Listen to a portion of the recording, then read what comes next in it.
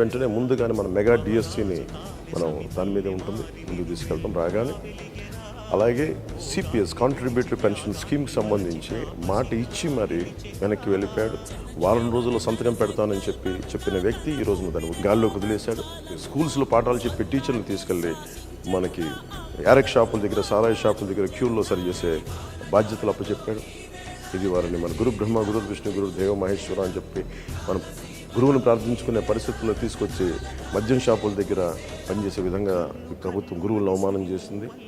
ఉద్యోగులకి సిపిఎస్ ఇవ్వలేదు.